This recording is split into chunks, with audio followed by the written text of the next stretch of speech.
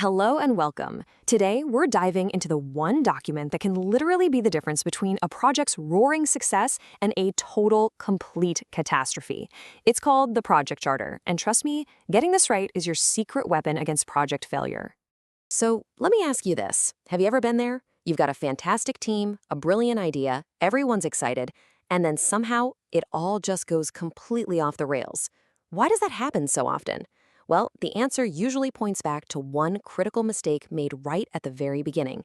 Over 60%, just let that sink in for a second. More than half of all projects that fail because of one single issue: scope creep. That's when a project's goals just start expanding uncontrollably. It adds more time, the budget balloons, and your team's morale just gets drained. It is the number one villain in our story. But, every good story needs a hero. And in the world of project management, that hero isn't some superstar manager. It's actually a document, a clear, powerful tool that's designed to stop exactly this kind of disaster in its tracks. And yeah, you guessed it, it's the Project Charter. So what is this thing really? Well, think of the Project Charter as the official birth certificate for your project. It's the piece of paper that gives the project manager the authority to actually start working, to use company resources, and to lead the team. Honestly, without it, your project doesn't even officially exist. All right, so the charter's first big job is to be a blueprint for success. And it does that by making everything incredibly clear right from the very first word. Just look at this comparison here. A title like Kitchen Upgrade. I mean, that tells you almost nothing, right? Whose kitchen? What are we upgrading? Why?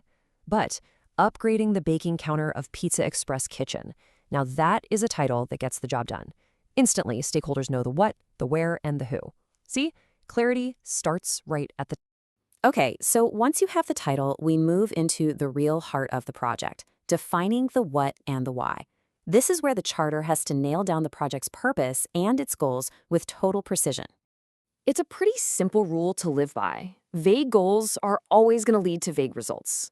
If you can't clearly define what success looks like, how are you ever going to get there? The charter forces you to kill all that ambiguity before you even start. So how do we get that kind of clarity? Well, the key is the SMART framework. This little acronym is your best friend for crafting objectives that are just impossible to misinterpret. They have to be specific, measurable, achievable, realistic, and time-bound. Let's look at this in action. The high-level goal is just automate attendance. Fine, but a SMART objective is way more powerful. Save 500 manual hours monthly by installing readers for 2,100 employees. And look at how that connects directly to a huge financial win: $120,000 in annual savings. That's an objective that gets a project greenlit. Now, once you know what you're doing, you have to be just as clear about where the project stops. I like to think of it like putting a big fence around a construction site. This is exactly how we fight scope creep head-on. By defining what is in scope, you also have to be ruthless, absolutely ruthless about defining what is out of scope. Sometimes what you decide not to do is even more important than what you decide to do. Check out how simple and powerful this is. In scope, install readers at headquarters. Out of scope, any other office. Period. This one little statement prevents a stakeholder from wandering over and saying, hey, while you're at it, can you pop some of these in our London office? The charter gives you the power to say, clear as day, nope, that's officially out of scope. A project isn't just about tasks and technology. It's about people, it's about politics, and it's definitely about potential problems. The charter helps you get way ahead of all of that. A huge part of the charter is identifying every single stakeholder, every person, every group that's impacted by your project. As you can see here, this can be anyone from facilities and IT to the corporate risk team and HR. By listing them out, it forces you to think about who's going to support you, and maybe more importantly, who might push back. The charter brings everyone into the conversation from day one, which is crucial for getting alignment and preventing nasty surprises later on. The charter also makes it official. Who needs to sign off on what? It sets those expectations in stone. Finance has to approve the budget. HR has to approve the data process. This isn't just some to-do list. It's a chain of accountability. It makes sure everyone is fully committed before a single dollar ever gets spent. So you've got your charter signed. Awesome. Your job is done, right? No, absolutely not. And this is probably the most misunderstood part of the whole process. You do not create this amazing document just to check a box and then shove it in a digital filing cabinet somewhere. If you do that, you're just setting yourself up for failure. A project charter is not a static artifact, it's not a relic. Take the story of a project manager named Vikram.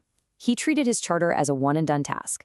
So when the corporate office reviewed his project, they pulled out that old stale charter, and based on that outdated info, they decided it didn't really align with company goals anymore, and they started to cancel the project. His project was almost scrapped simply because the charter didn't reflect its real, current value. And this brings us to what might be the most important takeaway of all. The project charter has to be a living document. As your project evolves, so should the charter. When new risks pop up, when the requirements change a bit, when the business case gets even stronger, you update it. It must always, always be the single source of truth for your project. So in the end, the project charter isn't just some boring paperwork. It's the foundation that your entire project is built on. It gives you clarity, it creates alignment, and it grants you authority. It is your best defense against failure. So the real question to ask yourself is, how are you going to make sure that foundation stays solid from the beginning all the way to the end?